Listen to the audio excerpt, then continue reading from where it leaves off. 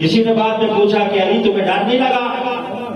کہا نہیں ڈر نہیں لگا۔ کہا کیوں؟ کہا سرکار نے جو فرمایا تھا علی جب میں چلا جاؤں گا تو تم امانتیں لوٹا کر میرے پیچھے ہی آ جانا۔ کہا اگر مجھے کچھ ہونا ہوتا تو پھر سرکار کیوں فرماتے پیچھے آ جانا؟ ڈر اس لیے نہیں لگا کہ نبی یہ پاک نے پہلے فرما دیا کہ علی تم بھی امانتیں لوٹا کر پیچھے ہی پلٹ آؤ گے، اس کا مطلب ہے کہ مجھے کچھ نہیں ہوگا کیونکہ سرکار نے فرما دیا ہے۔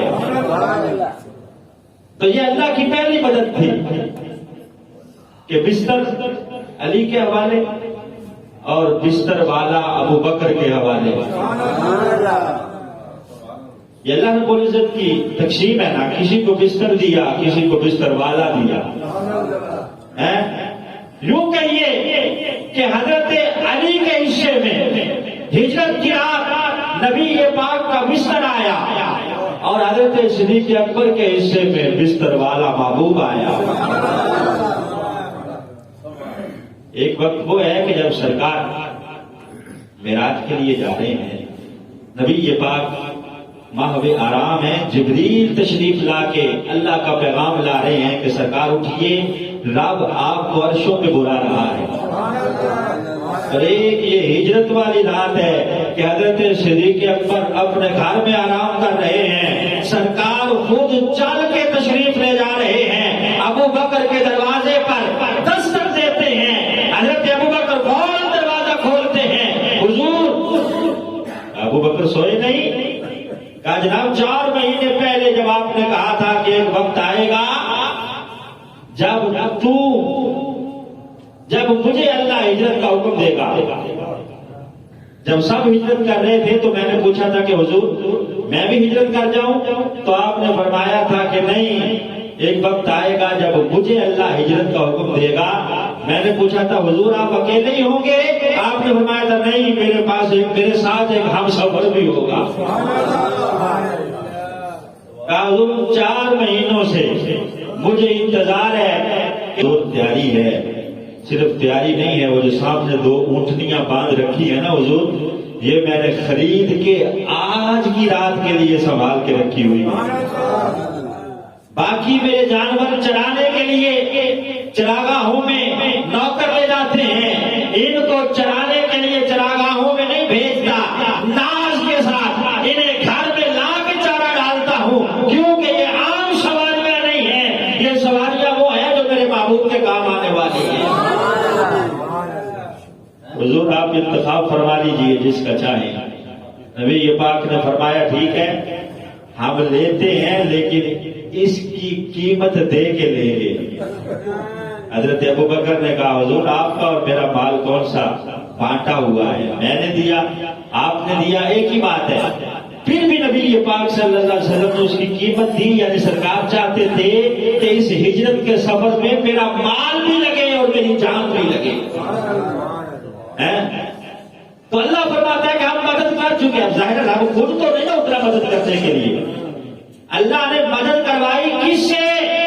حضرت صدیق اکبر رضی اللہ تعالی عنہ سے، کہ آپ نے سواری کا اہتمام بھی کر رکھا ہے۔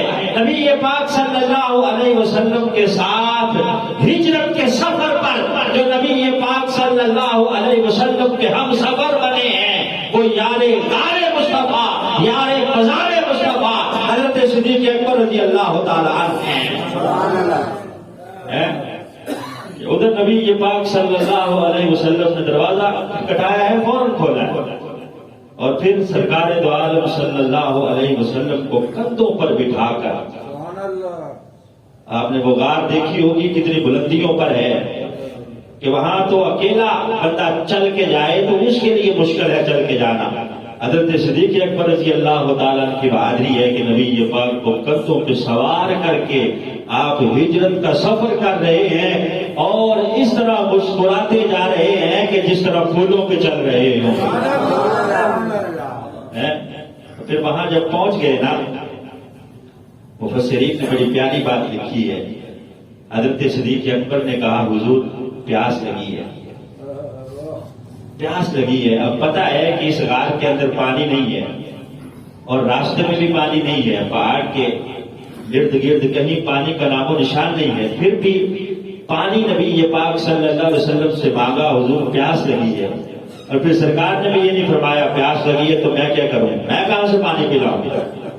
حضرت صدیق اکبر کا عقیدہ گویا یہ ہے کہ جن کے ساتھ آیا ہوں وہ چاہیں تو یہاں بھی پانی پلا سکتے ہیں،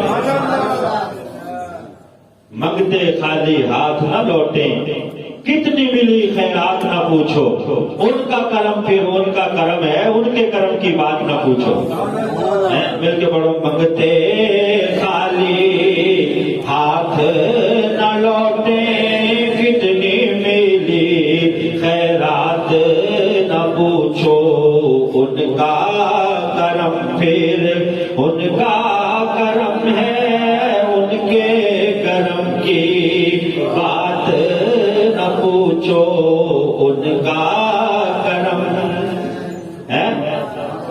کیا فرمایا حضور؟ پیاس لگی ہے، سرکار نے فرمایا اچھا پیاس لگی ہے تو غار کے درمیان جاؤ اور جا کے پانی پی آؤ۔ حضرت صدیق اکبر فرماتے ہیں میں غار کے بالکل سینٹر میں گیا، میں نے پانی پیا، خوبصورت خوشبودار، شہد سے زیادہ میٹھا، دودھ سے زیادہ سفید۔ کہتے ہیں جب میں پی کے واپس پلٹا، میں نے کہا حضور پانی تو بڑا لذیذ تھا، اتنا مزیدار میٹھا پانی تو میں نے آج تک پیا ہی نہیں۔ نبی پاک نے فرمایا ابو بکر جانتے ہو کہاں سے آیا ہے؟ کہا حضور آپ بتائیے۔ کہا جب تو نے پیاس کی شدت کا کہا تو اللہ نے جنت کی نہروں کے سردار فرشتے سے کہا کہ ایک نہر کا کنیکشن غار ثور کے ساتھ جوڑ دیا جائے، میرے محبوب کے یار کو پیاس لگی ہوئی۔ وہ جنت کی نہر کا کنیکشن اللہ نے غار ثور کے ساتھ جوڑا ہے، وہ جنت کا پانی ہے جو تم پی کے آئے ہو۔ کہا حضور اللہ کو مجھ سے اتنا پیار ہے کہ میرے لیے جنت کی نہر کا کنیکشن جوڑ دیا۔ فرمایا ابو بکر اس سے زیادہ پیار ہے، سنو وہ بندہ ہرگز جنت میں نہیں جائے گا جو تم سے بغض رکھتا ہو، اگرچہ اس کے اعمال 70 نبیوں کے برابر ہوں۔ اعمال 70 نبیوں کے برابر ہوں، لیکن تمہارے بارے میں دل میں کھٹکا ہو، دل میں کوئی بات ہو تو وہ ہرگز جنت میں نہیں جائے گا۔ تو یہ غار والا واقعہ وہ ہے جو قرآن کی سورہ توبہ کے اندر موجود ہے۔ وہ گاندھی صاحب اگلے دن ان کا ایک کلپ میں نے دیکھا، وہ کہہ رہے تھے غار والا واقعہ تو ویسے ہی من گھڑت واقعہ، اس نے غار والے پورے واقعے کا انکار کر دیا کہ یہ تو ہے ہی نہیں، یہ تو بس لوگوں نے اپنی طرف سے کر لیا۔ حالانکہ قرآن کے اندر باقاعدہ اللہ رب العزت نے غار کا نام لے کے تذکرہ فرمایا ہے، اس کو وہ غار والا واقعہ ہی قرآن کے اندر نظر نہیں آیا، کہتا یہ تو من گھڑت واقعہ ہے۔ جان بوجھ کے میں نے یہ آیت پڑھی اور اس کا انتخاب کیا ہے تاکہ یہ بتایا جائے کہ یہ من گھڑت واقعہ نہیں ہے، یہ قرآن کے اندر موجود ہے، یہ قرآنی واقعہ ہے جس کا تذکرہ اللہ خود فرما رہا ہے۔ ثانی اثنین اذ ہما فی الغار اذ یقول لصاحبہ